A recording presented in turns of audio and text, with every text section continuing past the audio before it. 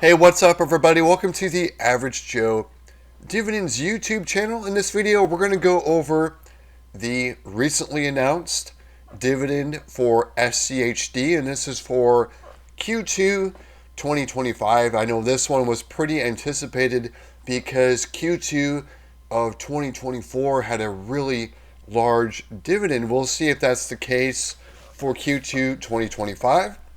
So I'm not going to go over too much about SCHD.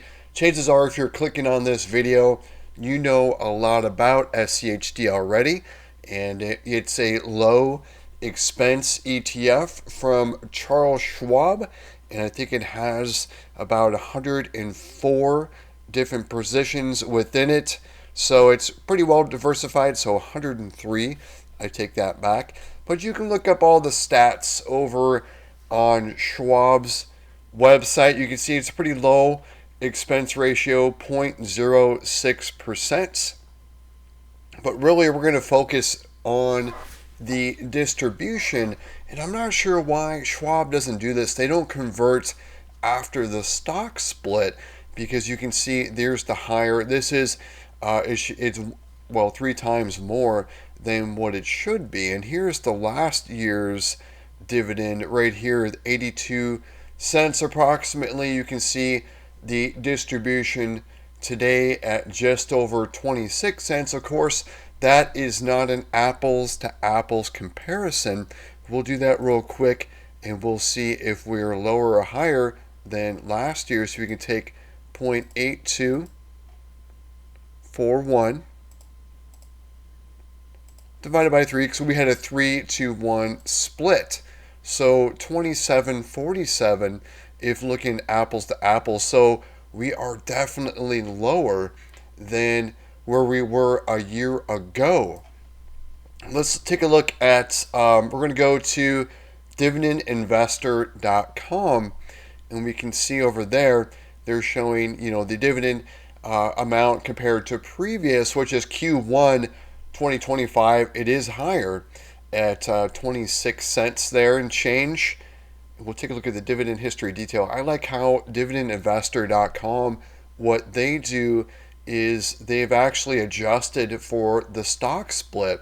So we can see here's the apples to apples comparison of last year, Q2. You can see about the 27.5 cents. See if my math was right there. And compare it to today at 26 cents. But let's take a look real quick and see how we're tracking for the year, because look at what the Q1 dividend was for 2024. You can see the 20.4 cents, and then this year we've already tracked a lot higher at 24 cents, but then we're going lower. But let's look at what it is for Q1 and Q2 added up, and we'll see. We'll try to get a average of that. So we'll add up right here. We'll add up the 0.204 plus the 0.275. We get about, we're going to round it up to 48 cents. So we'll compare now to 2025. 0.249. It looks like they've done a little bit of rounding here. 0.26. So pretty much we've got 50, almost 51 cents there. I think we're rounding up from 49 cents. So I mean, it's still up. So we're going up from 2024 to 2025 when you include those two, the 2 quarters. We'll see what happens in Q3 of 2025. I'm predicting that Q3 is going to be probably 27 cents. I think right around there for the SCHD dividend. Let me know in the comments below what you guys think is going to happen to the dividend in Q3. Also, let me know in the comments below if you guys own SCHD. I think chances are that you do own it. I'm going to show you where I own SCHD, and we're going to start with, I'm going to click on this just so it doesn't time out.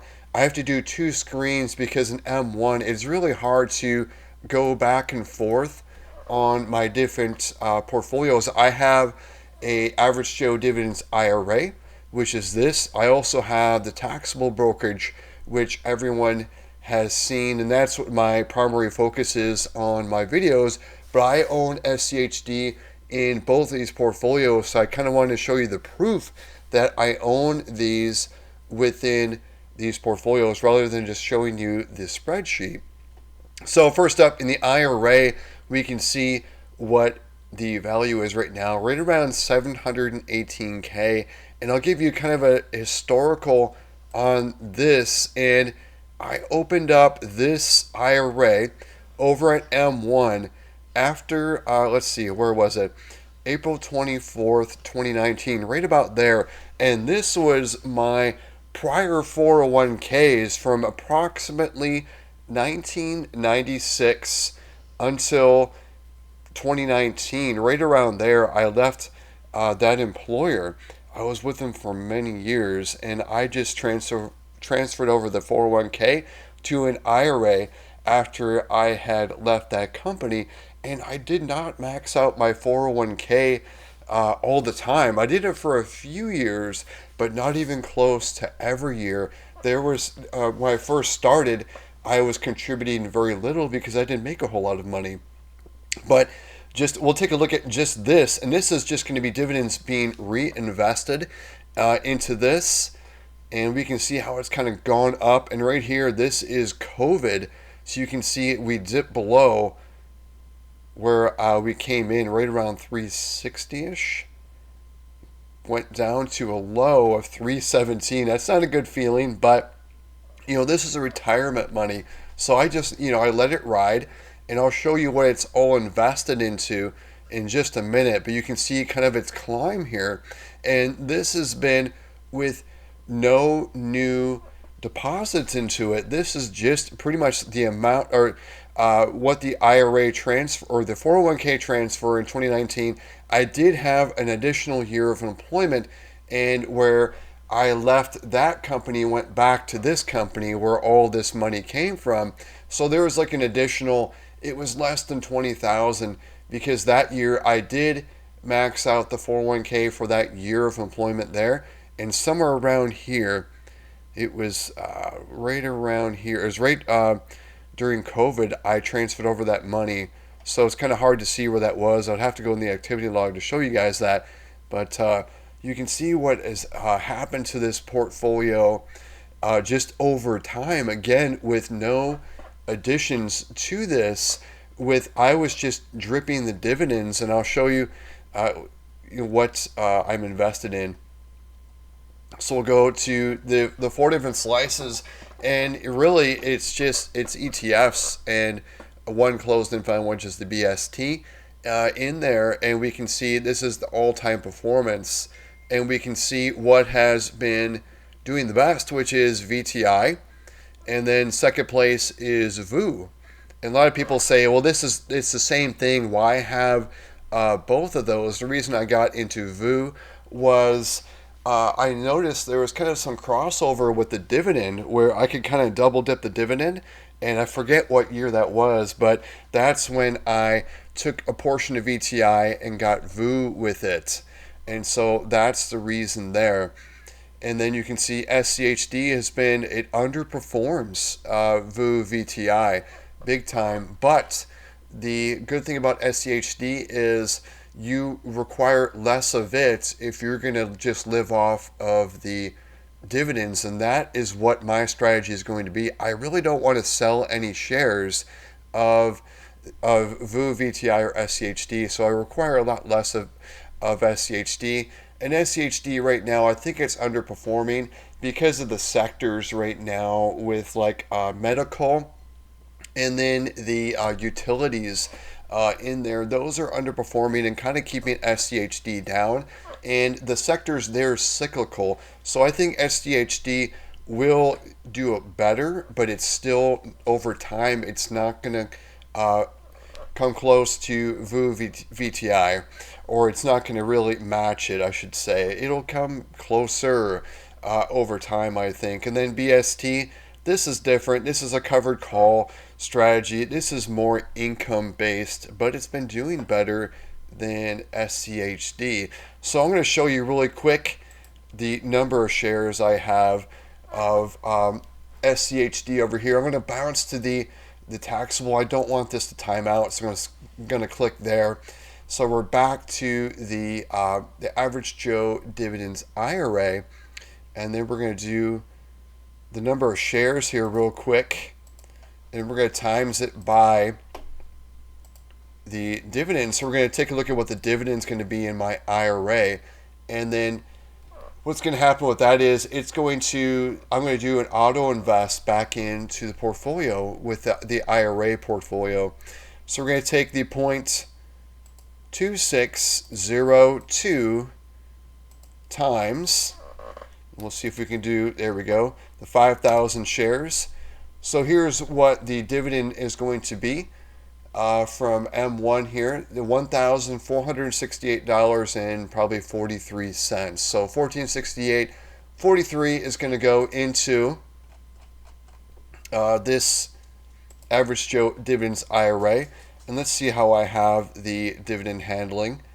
It's auto invest, so it's going to go into the underperforming area, which right now it's going to probably go all into SCHD. So SCHD is likely going to drip right into SCHD in my IRA. So let's go and take a look at my taxable brokerage account. This one's set up a little bit differently, where I have the ETFs portion, and that's where SCHD resides. And we can see here, we're going to click on it. We're going to see the number of shares here. We're going to do the same thing. We're going to see 0.2602. 2602. And then I don't think we grabbed the number of shares. See if I did that. I've already done that. And then we're going to put that into the calculator. So times, and this will be the taxable brokerage account with the 3,811 shares. So just shy of $1,000. So I want to get $991.66, and that is going to be payable at in June 30th. So in 5 days, I will receive that amount, and then where the money is going to go here is a little bit different. We will go here, ETFs.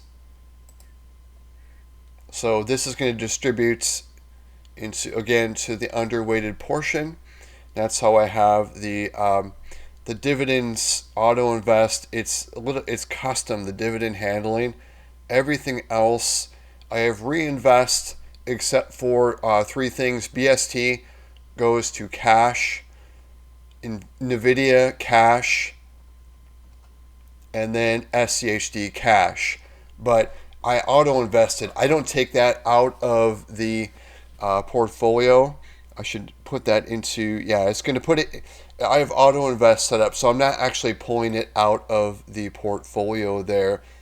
So where it's going to go is right now, so we're underweighted in the ETFs by 0.5. So it's likely going to go into, yeah, SCHD is way underweighted. It's going to go here for, I don't know how much, but I predict, though, it's going to fill up that bucket until it is less underweighted than the dividend portfolio. So I'd like to see it kind of distributing to different places. And we can see the target here, we're overweighted with Broadcom. I'd like to change that one and make Broadcom 5%, because the actual is 5%. I think Broadcom, even though the dividend's lower, I would like to invest there. But we'll see where we're really underweighted. And Realty Income is underweighted. Costco is still underweighted, so it's probably going to slide into Costco, is what I'm guessing. So it's going to go into SCHD, fill up that bucket, and then go into Costco and other places.